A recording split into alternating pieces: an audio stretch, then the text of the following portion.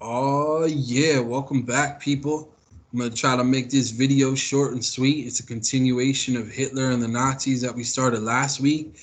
Just like the other assignments, you're gonna be taking notes for the first part of it, but I'm gonna send you to a website and you're gonna answer some open-ended questions. So it's a mix of me giving you answers and you finding answers for yourself.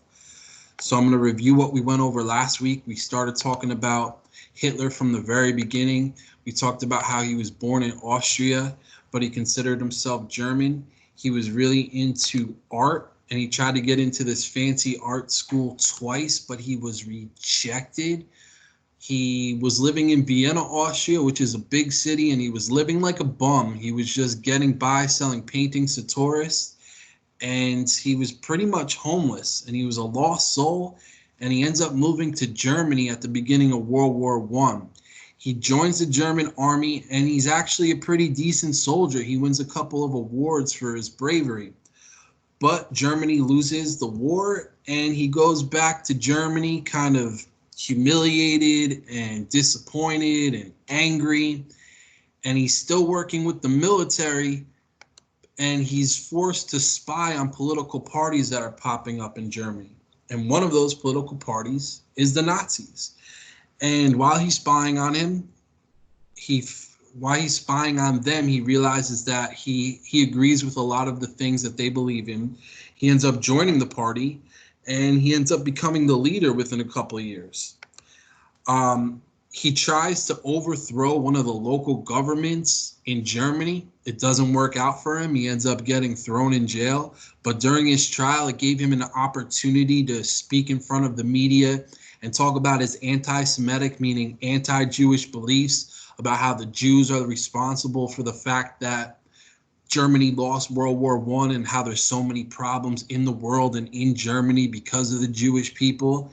And a lot of people really liked what he had to say, and he ends up being very popular because of this. But he still goes to jail, but he only serves for 9 months. And while he's in jail, he writes his famous book where he talks about all his racist views and how the perfect human is the people with light skin, blonde hair, and blue eyes. And he talks about how the Jews are trash and how life is one big struggle between the Jews and this Aryan race of blonde hair, blue eyed people.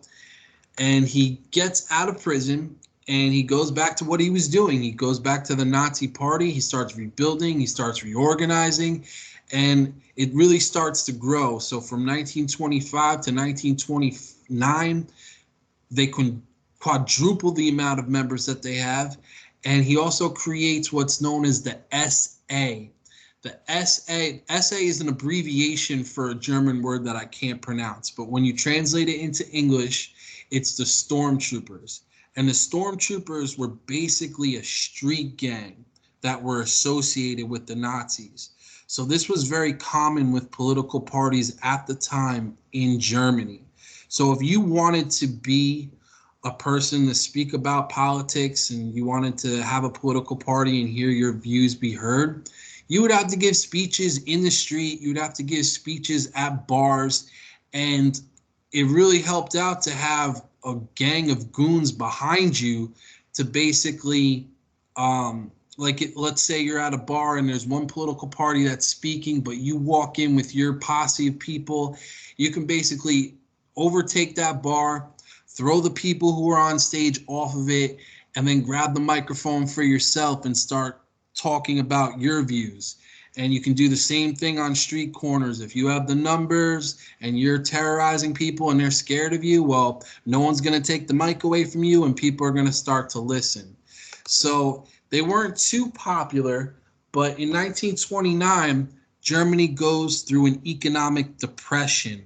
In fact, the whole world was going through something known as the Great Depression. And that just means that there was a lot of people out of work.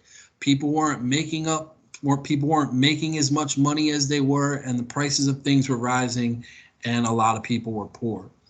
And the Nazis took advantage. They capitalized on this situation by blaming the ruling government at the time and saying, look, it's their fault. These people who are in charge right now, it's their fault that Germany is going through rough times.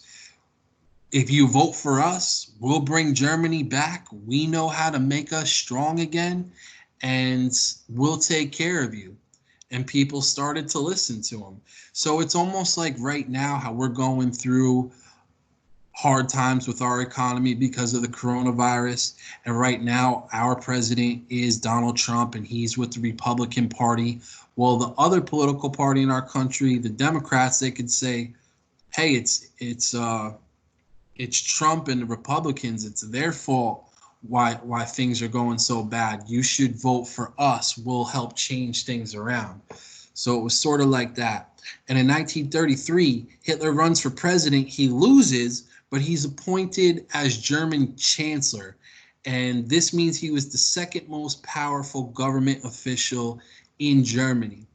The person who won this presidential election actually hated Hitler, but chose to put him in this position because he feared Hitler. He feared what Hitler could do without him looking over him. So it's that old saying, keep your friends close and your enemies closer. It ends up backfiring. Um, a month after Hitler gets this position, there was a fire at a place called the Reichstag.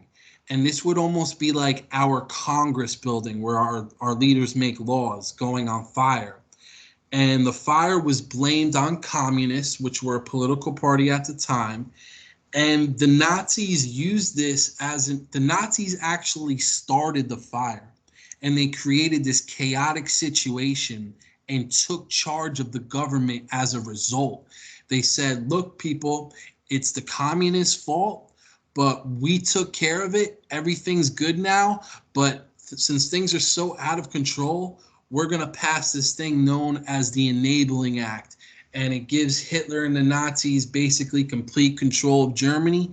It bans other political parties, and it allows them to do whatever they want. And people were so scared at the time that they were willing to let the Nazis have this control.